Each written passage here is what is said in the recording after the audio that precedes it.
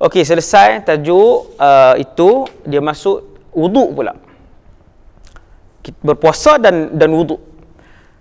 Berkumur-kumur ketika berwuduk. Kita antara sunat wuduk ialah madmadah. Berkumur-kumur. Waktu kita ambil wuduk, antara sunat wuduk ialah berkumur. Waktu kita puasa, bolehkah berkumur? Masuk air dalam mulut. Bolehkah melakukan sunat wuduk yang namanya madmadah, berkumur ketika puasa?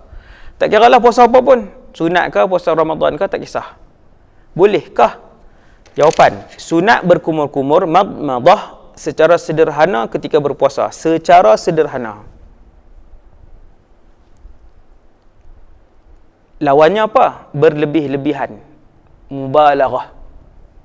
Maksudnya, Ustaz, bila masa yang kita berkumur berlebih-lebihan? Untuk pengetahuan kita semua, kalau kita tak puasa, kita disunatkan berkumur. Bukan sikit-sikit tahu kan? Bubuh. Macam tu tak? Ketika kita tidak berpuasa, ambil wuduk, sunat berkumur-kumur dengan cara banyak. Ambil. Buang. Dengan cara yang itu panggil mubalaghah. Maksudnya, kalau sampai ke sini pun tidak mengapa, itu tidak berpuasa. Tapi ketika berpuasa, puasa sunat ataupun puasa fardu, ambil ayat semayang, kita madmadah, kita sikit je. Itu maksudnya secara sederhana. Perbezaan berkumur-kumur ketika seseorang itu berpuasa dan ketika seseorang itu tidak berpuasa. Bezanya ialah ketika seseorang itu berpuasa, maka madmadahnya, kumur-kumurnya dilakukan secara sederhana, dan ketika seseorang itu tidak berpuasa, dia boleh mubalaghah ketika berkumur-kumur, ketika madmadah. Selesai.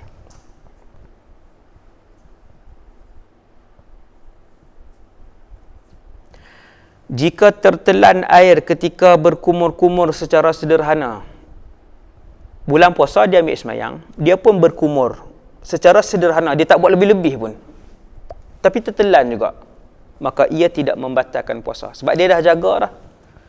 Dia sudah berhati-hati, dia sudah berjaga-jaga. Ketika berkumur, dia buat sederhana. Dia tak buat macam waktu dia tak berpuasa.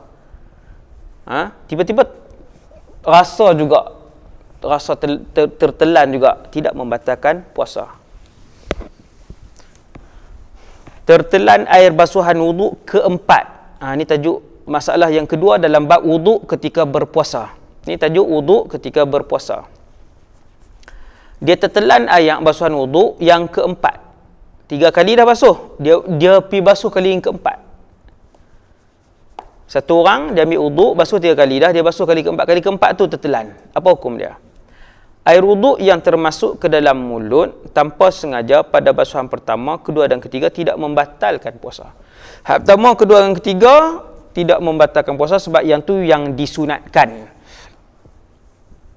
Yang tu yang disunatkan, maka tidak membatalkan puasa. Tetapi air wuduk yang keempat masuk walaupun tanpa sengaja, batal puasa. Kerana basuhan yang keempat dalam wuduk adalah tidak disuruh oleh agama. Contoh ambil semayang, basuh muka, hak pertama tu rukun lah, hak kedua ketiga tu jadi sunat, kan? Hak keempat tidak pernah disuruh oleh syarak, kan? Basuh tangan 3 kali, basuh sapu kepala 3 kali, basuh kaki 3 kali, kan? 3 sahaja. Yang keempat tidak disuruh oleh syarak. Seseorang yang tapi kalau seseorang tu basuh juga yang keempat, sah dah wuduk dia basuh 4 kali tangan, sah. Tangan kanan dia basuh 4 kali, tangan kiri dia basuh 4 kali, dia sapu kepala 4 kali, sah dah wuduk dia, sah. Cuma nak beritahu, kalau dia puasa ayat semayang yang kali keempat tu, dia kumuk yang kali keempat itu, yang tu membatalkan puasa dia kalau tertelan walaupun tanpa sengaja. Sebab yang keempat itu tidak disuruh oleh agama.